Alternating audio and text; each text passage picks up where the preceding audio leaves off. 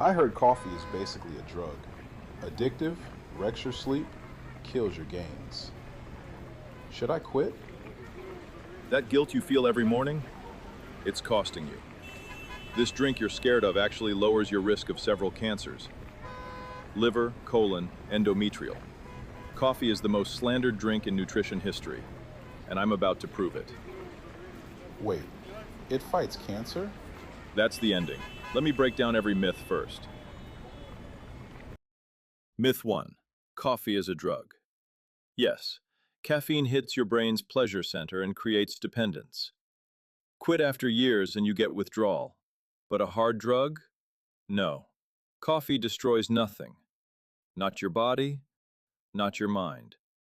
Quitting takes a few rough days. That's it. Okay, but the sleep thing. Everyone swears coffee destroys their sleep. Everyone's half right. If you're active enough, coffee won't stop deep sleep. Because caffeine doesn't remove fatigue, it masks it. When it clears out, the tiredness is still there. You sleep anyway. Myth 3. Coffee flushes out your nutrients. Wrong.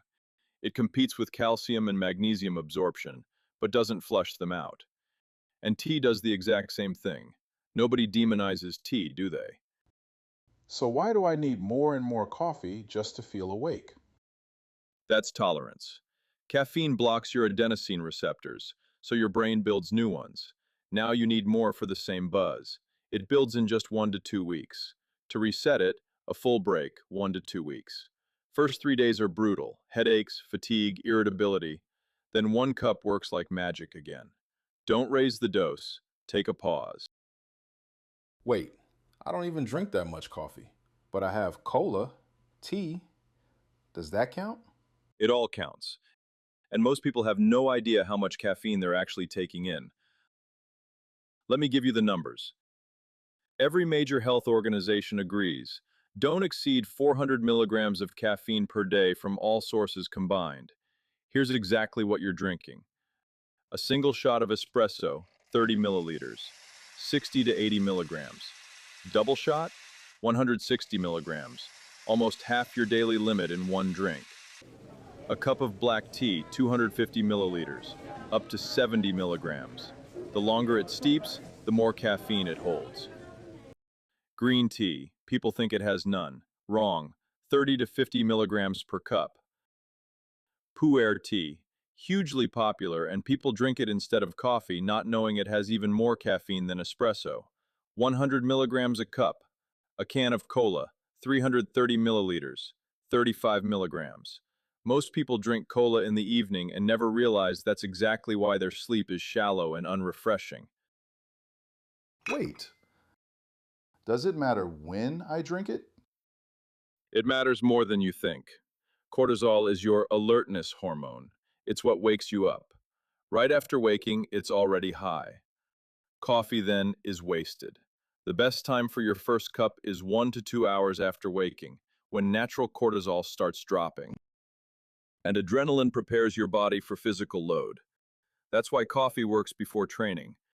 Drink a cup 30 minutes before. Endurance genuinely improves. But here's my warning. Adrenaline speeds up your heart rate. If your training is irregular, don't risk it. So if I'm tired, coffee gets me through? No, if you're tired, don't train.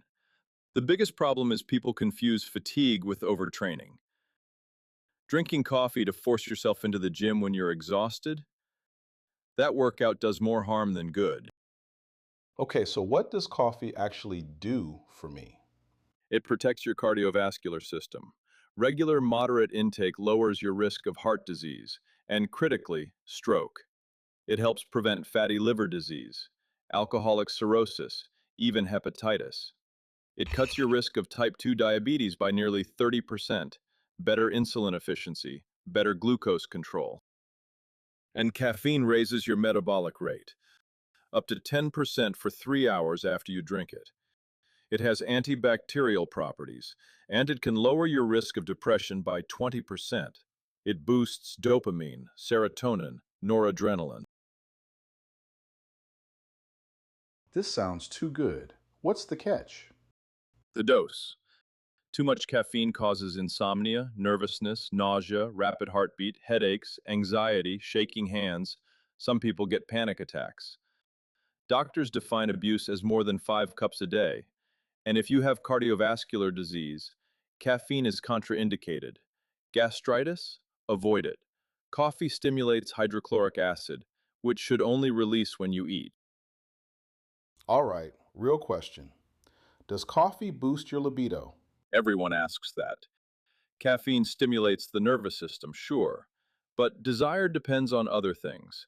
Sex drive just feels sharper because your drowsiness is gone, not because coffee increased it.